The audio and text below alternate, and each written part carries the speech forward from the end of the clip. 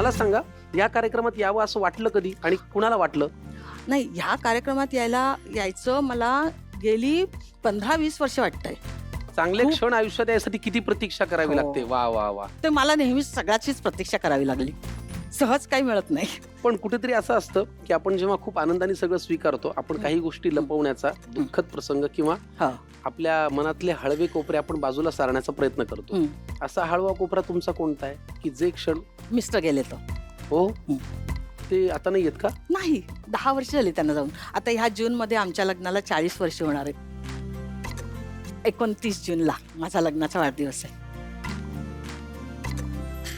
बापरे, मीच ऐकून असा एकदम म्हणजे मला काही सुचलं नाही. किती टफ असतं ना हे. खूप टफ होतं. कारण का ते होते तेव्हा मी साधेच बँकेचा पण व्यवहार केला नव्हता. मुलांची ह्या 10 शिक्षण वर्षामध्ये त्यांची पोकळी तुम्हाला वारंवार जाणवत असेल. हो, कारण का ती म्हणजे शेवटी मग एक सर्टन याच्यानंतर आपल्याला कठीण म्हणजे उभं राहावंच लागतं ना. मग वर्ष 1.5 वर्ष नाही, मला थोडंसं हे कठीण गेलं. पण नंतर मुलांची शिक्षण वगैरे होती. म्हणजे मोठ्या मुलाचं झालं होतं, छोट्या मुलाचं होतं. मग त्यांचं दोघांचं इंजिनिअरिंग झालं, MBA झालं. दोघांची लग्न केली आता मी 21ला. मग नंतर थोडं डोळत गेले. म्हटलं किती किती दुःख का सहन किती करत कुरवाळत किती बसायचं, कुरवाळत आयुष्य स्वीकारायचं आणि पुढे जायचं. पुढे जायचं की नाही, ऍक्सेप्टन्स यावा लागतो.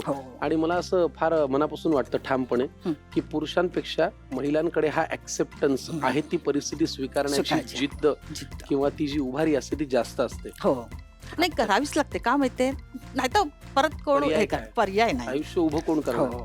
तुमचं मी फार मनापासून कौतुक करतो. थँक्यू. की ह्या सगळ्या गोष्टींना तुम्ही एक चेहऱ्यावरती स्माइल ठेवून स्वीकारता. कुणावरतीच, कुठल्याच आयुष्यातल्या कुठल्याच माणसावरती, पुरुषावरती ही वेळ येऊ नये, महिलेवरती येऊ नये की असं दुःख यावं. पण जर आलं, शेवटी नशिबाचा भाग आहे आयुष्य, तर त्यांना तुमच्यासारखं हसत मुखाने ते स्वीकारायची ताकद मिळावी अशी मी देवाला प्रार्थना करतो. थँक्यू. फार छान, तुमच्याकडनं खूप काही शिकण्यासारखं आहे. चला आपण आजच्या पदार्थांकडे जाऊया. पहिला आपला पदार्थ कोणता आहे आज? आज मी मटण कोफ्ते करते. हे कुणाच्या आवडीचे आहेत? आजी. तुमची आजी? माझी आजी.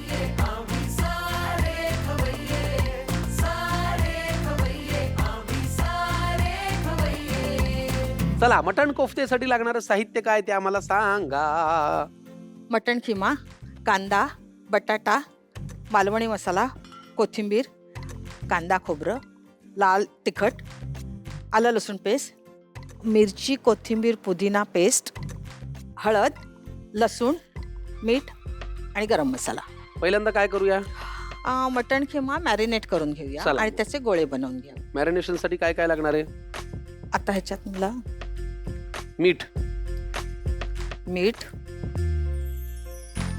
हळद,